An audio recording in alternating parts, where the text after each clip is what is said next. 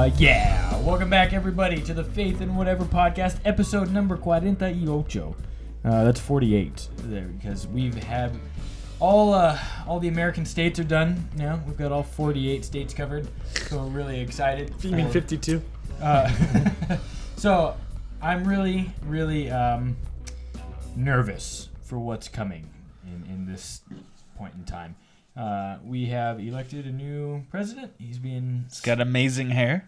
He's being sworn in. We're getting ready to move on for the next foreseeable 4 years. What's the date of the swearing in? Anybody know? Is it the 20th? 19th or 20th? Yeah, 19 or 20. Not that important. So this episode of the podcast is going to be dedicated to doing an Obama presidency impersonation. No? Review. Like a tech review, but of an individual. Screen size is pretty good. Self-worth is presidential tech review? So we have resolution could be better. All four of us identify as Democrats on this podcast. People will believe you if you say that. Okay, that's not I bad. have like all my great-grandparents in the South to be like, no Christmas presents for you. So yeah, and that's not a good thing. But it is also not true. I mean, there's actually a bit kind of a spread here at this podcast. Yeah, so I wouldn't know. You guys won't talk about it. I won't necessarily identify. You know, but you got to be here. I know. Well, to be fair, you just had a kid. That's fine. I mean, I'm just saying. What's more important, huh? Your kid or the podcast? So Obama. I thought about bringing her here because I no one. Anyways. So. What we decided was, look, a lot of people do like, a lot of people dislike President Obama, and we didn't want to just provide another episode that was centered solely around the idea of whether or not we liked him based on party lines or pandering to just simple ideals. So we wanted to try and we decided to up the ante on all that. A little bit. We're doubling down on the pedantic name calling. Almost share personal feelings about the president. No, this will get very personal. Oh, we're making it personal.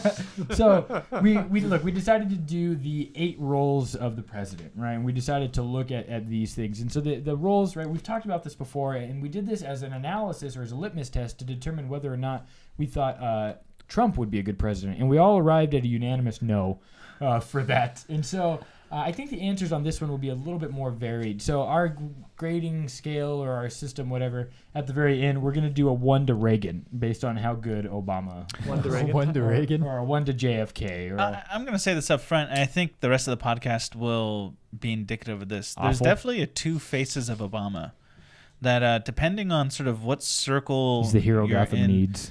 There's people who remember Obama, right or wrong, as a hero who did many important things. Mm-hmm. And then there are people and they can cite facts. And then you can enter another circle of people who remember him as awful, a terrible person, you might say. And they can also cite facts. And nobody ever seems to cover both ends, and there seems to be these 2 very distinct faces of Obama, and I find that to be a very interesting part of his presidency. Well, and that's where Faith and Whatever comes in. When you have a super far left and a super far right, we're going to split the difference and go straight through the middle, because we know that the shortest distance between 2 points is directly in the middle, or through the middle. So the first thing that we're going to examine, it's in the middle. And, that's not how that goes. The shortest distance between 2 points is a straight line. That's right. So we're going to be the straight line of truth. We're going to be the lukewarm, because that's what Jesus loves. Yeah, fair enough. So, how many times do you think he spit out some water? I hate lukewarm water. Peter's like, come on, not again. Guys, I thought it was clear on this. So, Chief of State. This is his first one. All right, so Chief of State, he's a symbol for all the people. In the United States, the president also rules over the government. So that's a little bit of an interesting anomaly. It doesn't happen in all countries. Typically, Chief of States reigns over government but does not rule. So that's something to be aware of. How do you think he represents, as he referred to the office, like just the office itself? How do you think he does in terms of a grade for what he meant to just the office for what it stands for in its totality? So you're saying, like, as the office of the presidency being a symbolic face of let's arm of just government? Start there. Yeah. How do you think he did it with that? Okay, well, this is where I probably have the best things to say about him, because I think, let's say you hate his politics. That's fine. What you can't deny is, as a symbol, right, as a person who gets up in front of the camera and speaks for a whole portion of the government, he has a respectful tone 99% of the time. Mm-hmm. It doesn't. You got a little, got a little nasty here and there. I'm sure you can find videos where he gets a little sharp-tongued. Yeah. But for the most part, he was classy. For the most part, wasn't blasting people on Twitter. Right, wasn't blasting people on Twitter. He wasn't. He was able to take criticism publicly, at least, and do well by it, as opposed to get real red-faced and kind of respond scathingly. Right. He seemed to always know how to just classily. That's not even an adverb, but classily. That seems like it should be though, right? With class, he was able to navigate public discussion very well. Yeah, but nobody threw a shoe at him, so it wasn't that hard. He ducked that shoe though. Remember? That's right. He was good at that. So yeah, and I would tend to agree with this. I think ultimately the synopsis is this: that like or dislike anything there, he held that branch, he held that office with the. He was the public face of it. He was very dignified. Yeah, dignified. Dignified. He brought dignity. Is a great term to describe to that. the room. He's taking it with him. Just throwing it all in a suitcase right now. That's so true. That's so true. Okay. President is also chief executive, vested by the Constitution with broad executive powers. You may or may not know this is where you can sign executive orders to bypass specific legislature from Congress. This power is used at home on domestic issues and also extends to foreign affairs. Also, just so you know, as the viewer, we are going to be citing a bunch of scholarly sources to which we will provide BuzzFeed being the primary one. No, but all the stuff we are citing, we will post the links in the description that you can go ahead and do that, Josh. Yeah, I got that. I've got it all right here. So that's going to be good. So chief exec, we tried to come up with positives and maybe potentially not so positives. And we're going to try and run through this because we're covering 8 years. Yeah. And so forgive us if we go over something. One of the positives we wanted to start with was ending the Bush era of interrogation techniques. I'm a big fan of this. Chris, you don't like waterboarding? Yeah. Have you ever done waterboarding? It's awful. I tried it to see what it was like, and it was. Put it on yourself? It felt terrible. That's Wife, the video waterboard me. That's the video we should be making.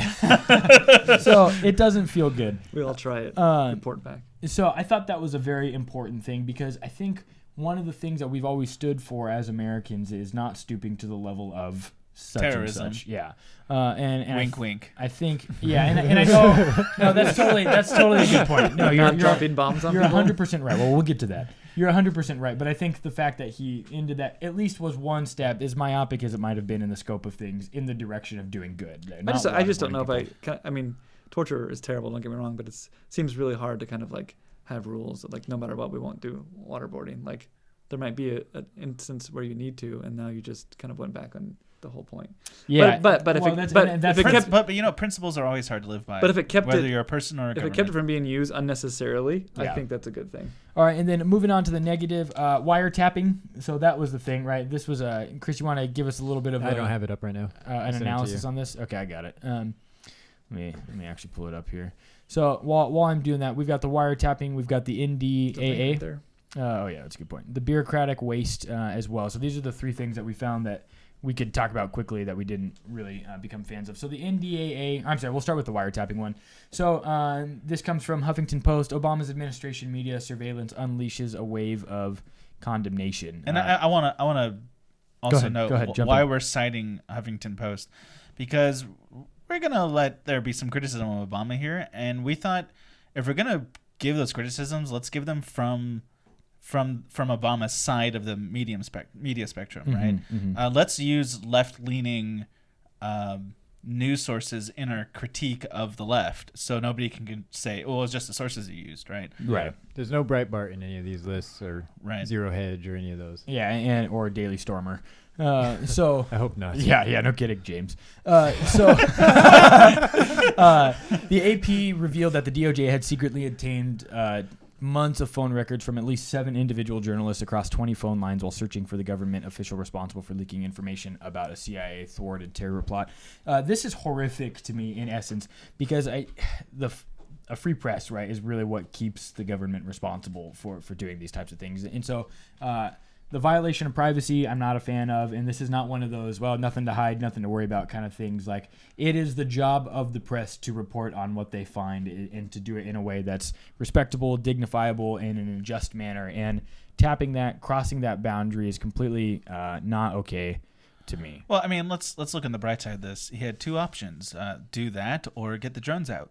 And so. Well, he got the drones out. Went with the less of two evils. Yeah. You mean like drone strikes? Yeah. On American soil. We're getting there, guys. Well, I think that's a good kind of reflection of one of the stains of the Obama administration, just the entire handling of collecting data from people, with kind of sketchy ways with the NSA and the way that they did things for the just past called 5 Facebook years. like the rest of us did. I mean, well, and just seem to have there's been no.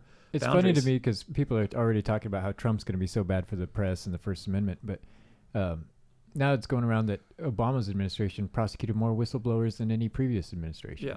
And so this is difficult, right? Because if we're supposed to be land of the free, First Amendment, like that, we don't have anything more important than the First Amendment. That's why it's the first one. Or I don't know, maybe it's not an order of importance thing. Probably ending slavery was just as important as being able to speak freely. But yeah, it could be. Well, I mean, depends on who you ask.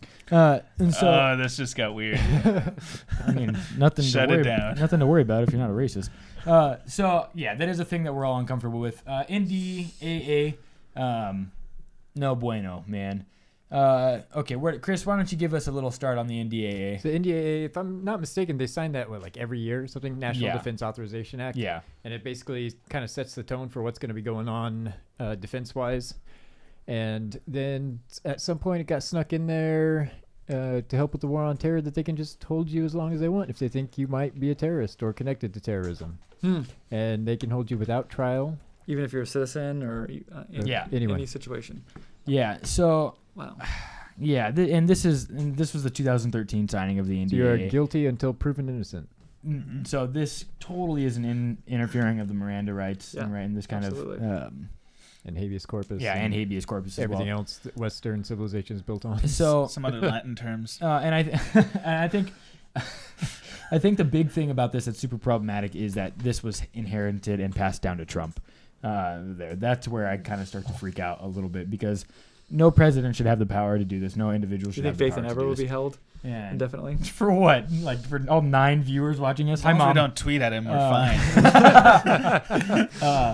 And so, I mean, I don't really think that anything needs to be said about that. I don't know that there's anybody who tries to defend the idea of getting rid of my Miranda rights or habeas corpus or any other Latin words. I don't think Miranda rights. It's one of those. Miranda is Latin. It's one of those things where you the first time it gets used, it's against somebody we all agree it should be used upon. Right. But then now there's a legal precedent to use it against everybody else. Well, and there was the story they were holding like a transgender soldier, and they've continued to hold her for like the last several months without giving her any type of trial or anything like that, because I think in partly in defense of her in relation to this. I have to check on that to be sure. But so. Okay, moving on. Bureaucratic waste. Now, this one is super funny to me, right? Because he is chief administrator, right? So he like legit runs this branch. Basically runs the biggest company in the world. And so the Pentagon buries evidence of $125 billion in bureaucratic waste. So essentially, a study was done. They found that they waste $125 billion a year, and then the Pentagon buried it. The story? Yeah. The results. They buried the results of the study there. So again, another not so good thing. Right, not new to him. We know government's been wasteful for a long time. Right. But definitely not change. So again, it doesn't seem like there was any type of streamlining or any type of that might get you like 2 FJ38, whatever, 35 F-35s. Yeah, so it's not that bad. So yeah, I mean, and we'll give it the benefit of the doubt. Maybe it was a joke for another failed project of the administration. Maybe it was a joke. Maybe it was less than, I don't know, the Bush administration when there was more diplomatic waste. I'm sorry, more bureaucratic waste. So diplomatic waste. I was reading because it's the next one we're getting to. The president is the nation's chief diplomat. Chief diplomat and then commander in chief. We're going to kind of combine these ones for the sake of time and because they're a little bit interconnected. So we had a furious debate for about an hour of whether or not the Iran deal should fall under a positive or negative. But and by we you mean you? Well, yeah, my swift vengeance of my sharp tongue destroying everybody else's arguments says that we're going to call it a positive. and for the sake of this discussion, and we'll call it a positive for this main reason, that the fact that they at least on paper agreed to not gaining nuclear arms, even though they might be totally doing it in secret and blah blah blah, but the ability to at least get that done in a public sphere now officially allows to, unless Trump rips this up, which whatever, now officially allows our administration to hold them to this idea. There's at least something in place on which we are having the grounds, the justifiable ability to put harsher and harsher sanctions. Let's put it this way: need be. When it comes to diplomacy, there's forced action and there's agreed upon action. Right. And unless you wanted Obama to put our country in a position of physically forcing action, right, which we did for a while with the sanctions against Iran. Well, I mean, I'd still call that a form of like passive diplomacy, but yeah, I'm talking about like military action. Oh, okay. Unless you want to get into a military situation with Iran, this is having an Iran that's willing to have a conversation with us and limit itself is the best diplomacy can do without using weapons. Mm-hmm. And so in that way, it is a win. Whether it's the best win ever or whether it's it's going to result in anything, it depends on how the next president handles things. Yeah. All right, and then we also said Cuban relations. We think this might be a win there because if capitalism can make its way into Cuba, capitalism is the cure for most things. That was a lot more about Fidel Castro. Yeah, I don't know. Out. Yeah. Have they agreed to letting capitalism, or they just agreed to let us spend our money there? Well, I mean, isn't that kind of capitalism? That's half of capitalism okay. anyway. Yeah, I guess it's one half of the equation. We'll call it that. So again, that's a little bit up for debate, kind of depending on who you talk to, but kind of getting past this Cold War era hump is not necessarily a bad thing. Seems cool that we could go to Cuba now. And dude, I'm so excited. I'm trying to go by the end of the year, actually. Let's do a mission trip there. No, I just want a vacation. So now on to the negative stuff. And I think this is for me, this is the one thing by which I remember the Obama presidency the most, is this new era that it kind of feels like we've stepped into a world of military engagement. And that's with drone strikes. This comes from The Guardian there. And it turns out that in the year 2016, America had dropped some 26,171 bombs. Man, that's not drone strikes though. And right, but through drones delivered these bombs, right? And so the idea of striking, with the actual drones. Well, some from drones. It says the U.S. dropped 3 bombs every hour for every day of the year. What was the spread of time here? What's the window? 1 year, 2016. 26,000 bombs in a year. I'd like to know how that's different than other years. And I'd like to know. In a comparison, yeah, I can. Chris, can you pull that up? Yeah, can you look for that? So, and this is essentially what makes me nervous about this, right? So, when he's the only president in history to be at war or in conflicts all 8 years, right? Only one, and was in that to me is, of course, he inherited the conflicts of the first half. Right. So when he came into the presidency, we were in two specific places, right? Iraq and Afghanistan. Yeah. We're in 7 now. A lot of them, though, the American people, at least some of the American people, kind of called for, right? Yeah. I mean, this is one of those things where like the American voice is sort of all over the place on this. On the one hand, when we talk about war, generally speaking, we all say, we want to be out of war and done with war. And then in other conversations, like, well, why aren't we doing something about blankety blank people? Right. It's like, well, you're talking about war then. Yeah. When you say, why aren't we doing something about Syria, what you're suggesting is you want to go to war in Syria. That's what you're suggesting.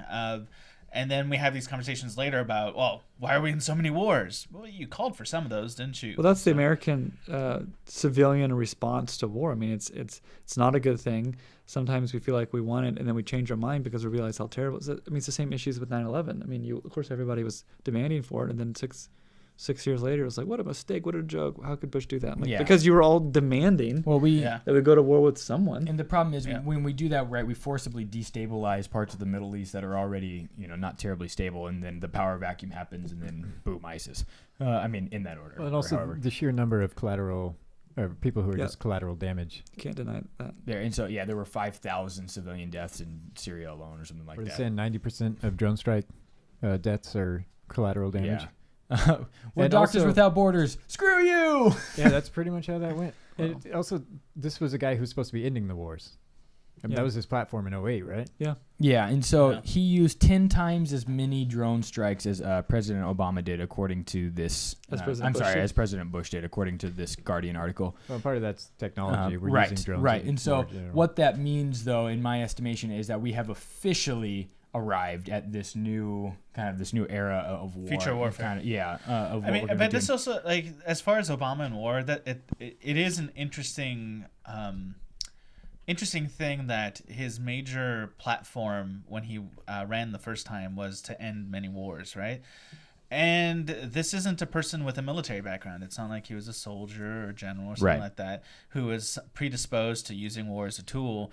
He was just a politician, citizen of America who's had no clear interaction with war before his presidency.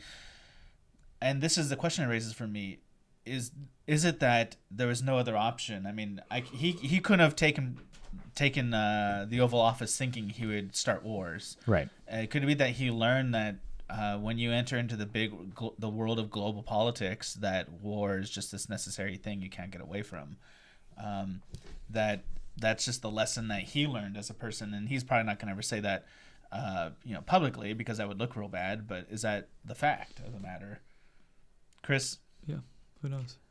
Here's what gets me about this in response to that. It might have been the reality that there is a global necessity for the sake of entering into these things, but the parameters in which he painted as acceptable, or the administration painted as acceptable casualties or causes of death, is what's frustrating to me, right? The acceptable death toll in the way that the administration had painted was that any male of combatant age was considered an okay kill there. And so that, to me, kind of feels like you're shooting first and asking questions later in terms of trying to paint this wide swath. It's too general of a painting for me to be comfortable with if you're going to start dropping bombs on Afghanistan, I think we'd have to be clear. Somalia, Pakistan, and Iraq.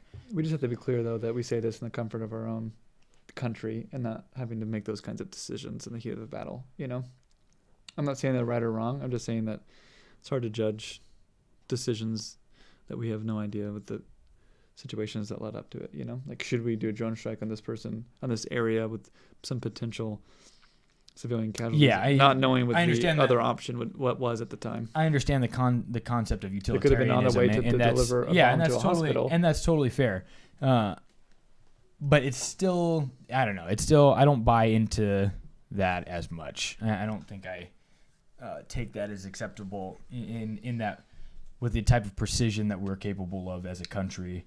They're just paint with that wide swath of a brush there doesn't feel as an acceptable alternative to me. The complication is, there was a time in European warfare and countries that had similar like philosophical views as European countries, that they would choose to go to war outside of the towns because the towns were the bounty, right? So they would choose to meet on a battlefield.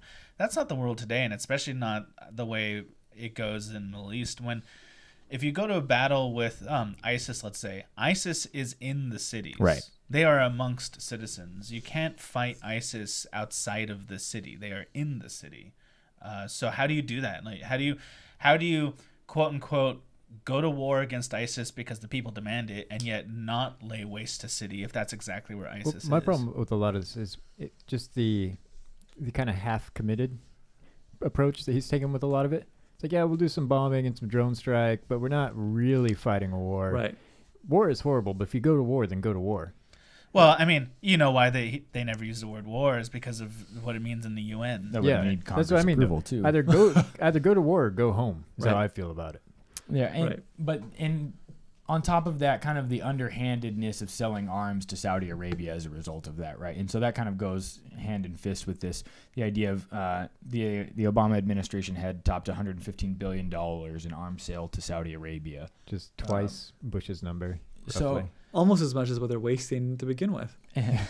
So I don't know. I have a real hard time. And again, this all goes back to talking about protecting our interests and global stuff like that. And we do have to admit that there is a whole host of things. I expect a Democrat to be far better about being anti-war and less interventionist than a Republican. I mean, it seems to stand with the platform of the Democratic Party.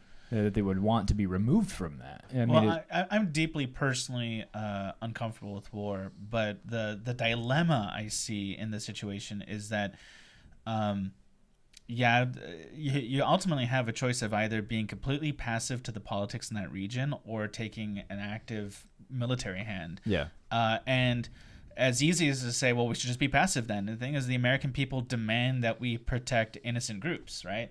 Like, the government tried to take a passive hand to Syria, and people started speaking out against the war atrocities happening in Syria because we weren't doing anything, right? That's the dilemma here from the person who sits in the president's seat. Yeah. I mean, because remember Obama's whole line in the sand thing that he later said he didn't say? Yeah. And then we were funneling tons of arms in, which wasn't helping anything. And so, I mean... Yeah, and this isn't necessarily a defense of President Obama's decisions. I'm just pointing out the conundrum that is before president. Like, the idea that you can just be a warless president. I don't think the American people's voice would allow for that, right? I think the American people, whether they want to admit it or not, demand war. They want us to act in other countries on behalf of certain people or our own interests or whatever. And you can't just go in there and yell. You go in there and you fight with weapons. Well, and again, that goes into the whole either jump all in or get out, right? But what becomes problematic is the way that even, right, I have this quote from Hillary Clinton in 2009, right? She says, donors in Saudi Arabia constitute the most significant source of funding to Sunni terrorist groups worldwide. There, and so we know this ahead of time, and that was at the start of the presidency, and then to end the presidency, topping and doubling, right, the Bush administration in terms of arms sales and donations to that group. There, it's such a double speak pandering there that it's really difficult for me to try and see as approvable, because if they really do believe that, if that's a real thing, if that's a real quote, if that's what it is, that in my estimation would be like the shaping or like the most, if the ultimate, if not the penultimate, right, reason for how you shape your diplomacy with Saudi Arabia or a country like that specifically, who funds these groups, who has these problems of intervening in the rest of the region like that. So, but again, you are totally right in the sense that there is far more that happens behind the closed doors that we will we're all Monday never morning know quarterbacking about. here. Yeah. So, I mean, you do have to give that leeway, and I think if you're going to give an honest and fair assessment, I think that's a good place to say, look, here's the result of everything that we see. None of it adds up. There's a lot of civilian deaths. The UN is investigating civilian deaths, right, in Yemen already. It's like 5,000 casualties that have happened there. 3,700 of them have been, right, from civilians themselves. That's the number there. Yeah, 3,799 civilians have died in the conflict. And so, I mean, that's awful. Again, obviously that's an awful thing. No one wants to say and see and have to deal with any of that. And so it just doesn't seem like his foreign policy and his diplomatic skills were close to anything but just a total failure. It's almost like welcome to being president. Like, you think you're going to end war. These things are so much more complex. I'm going to start 5 more. Yeah. Like, hey, we're just going to pull everybody out. Oh, crap, everybody's dying. Okay. Some people go back in. Some people go over to this area and just send drones in. And so that's the interesting thing, right? Because he has the technology now to pull out our troops there and still kind of accomplish some of the same tasks, which I'm not against that idea. Like, to me, that's a president evolving with technology and learning as new positions become available. And I actually respect that and applaud that there. But that isn't pulling out of war. That isn't less war. It's more. And so, again, the end result... Here's a question we can't answer now, but it strikes me as an interesting question. Given... We all agree to the realities of being a president, that the war conundrum that you run into, right? So the question is, can you be Christian and be president? I cannot. Ooh. And I've thought about that a lot. If the answer is no, then how can Christians want a Christian president? Like it's an impossible. Yeah, it is a catch-22 without a doubt. Yeah, but in America, 90% of Christians are pro-war. They might not say they're pro-war, but they're but I'm speaking from true Christian perspective. So no, and I totally agree with you because I was thinking about who are above the age of 9. I was thinking about running for president, and so I mean, I could have probably won. Well, first get on a reality television show. Yeah, you're fired. And so finally we'll do this last one. Oh, okay. Actually, we got 2 more. Real quick. Real quick. 30 minutes. Yeah, chief of party. Woot woot. The Enough said. Yeah, the Democrat. Did the Democratic he represent Party's the Democratic Party well? Just give that to somebody else, chief of party. He's got enough to do as it is. I think given the Democrats that we have out there in the public sphere, he did as well as anybody else did. Yeah, the party's in shambles. Yeah, I was gonna Both say. parties. Yeah, for sure. Looking at where they are in the government and looking at their current, maybe he failed at that one. And I would say that it failed around him, maybe, if he didn't directly contribute it to him to himself. If he's the leader of it, so he needs to take responsibility for that. Didn't seem like it was too good there. We got another link that you can dive into. Finally, the president is chief citizen. This means the president should represent all of the people of the United States. Citizens expect the president to work for their interest and provide moral leadership. Then he should have quit smoking. Many people struggle with that, and he wasn't even willing to represent. I think Change he did Obama. Change, except cigarettes. I think he did a good job of this, actually. Okay. I disagree. Okay, so you don't. Now again, you don't. I'm Okay. the guy that said that. I think he brought a lot of dignity to his public-facing speaking. Okay. But I'm going wrong. to use Obamacare here as my basis for thought. Okay. I am 100% for everybody in this country having medical care. You stole my thunder. But Obamacare didn't do that. It was abysmal. It didn't expand or create a new version of Medicare where people below a certain threshold who couldn't afford it got it. What it did was it made it an automated television system. What they did is they made it a law that you had to have medical care, mostly from private companies. Yeah, it's like, we could. He actually did he did a thing that hurt a lot. Yeah. I'm not saying there wasn't any silver linings. There's stories of positive things coming out of the Affordable Care Act. That totally happened. But I'm speaking in the generalist, broadest sense. He just actually forced medical expenses on people, upon everybody. Yeah. And that's why I think it's a bad thing in the reality, right? When the law is passed and they say, no, this is the law you pass first and then read, that's horrible. You don't do that with anything. I think people misunderstand that quote, but even the proper understanding is a little bit ugly. Don't ever even say that. Like I think what Nancy Pelosi meant was that it's the kind of law that you need to see how it actually operates in the legal sphere before you can fully understand it. And I'm totally okay with that, but she should have chosen her words. Yeah, she absolutely should not have said what she said. Right, you really believe she read it? And come on. No, of course she didn't. It was 1,300 pages. I think her interns did. And maybe. I read huge chunks of it because I was preparing taxes at the time, and even just as a lowly tax preparer, I was like, oh man, this is a mess. But on the conception of Obamacare, I think is what really hits. I think the goal that they were trying to sell us on was a virtuous goal, which was get everybody medical care. And that's where I would do it as but they didn't create a system where everybody got medical care. They created a system that forced everybody to get medical care. Yeah, and it was the nuance is off there. I liked his ability. It was nice to see him mourn with people. I bought that. A lot of people didn't, but I did take that as genuine. Workplace violence. That's we got to see him sing. Stuff there. Remember when he started singing? I liked during the sermon. I actually, yeah. It was pretty awesome. I actually liked seeing him on TV. I liked seeing him check in through those types of things. I know it's a little bit wasteful of time and stuff like that, but being able to have him more in the public eye. He and Bill Clinton both have that power of they start speaking and you just listen. Yeah. Even if you come away. Welcome here today. If you come away and a half an hour later, you're like, wait a minute. I disagree with everything he said. During the time he was talking, it's mesmerizing. Yeah, and I thought that was good. Okay. That's as a preacher, I respect that sort of skill to be able to personality. The way to steal. I wish I had that sort of skill as a preacher to draw attention. I thought he was only fair as a speaker. And celebrating with the people. The most obvious example to me that comes with that is when gay marriage passed, when the White House all of a sudden became the rainbow color of the flag there. I thought that was a good step in solidarity in terms of what he represents and what the party represents. I thought he played that one. That was like fish in a barrel. Can you imagine when the marijuana leaf is on the White House? I'm so high. You're going to hear it. You're a towel. That was his first tweet in 2017, actually, President Obama. He tweeted, "You're a towel." So that's not true. It's obscure. So okay, get out of here with your fake news. On a scale of, it's not obscure. It's just inappropriate. It's towely. On a scale of, I don't think your mom knows that reference. That she's our biggest fan. So. Look it up, Mom.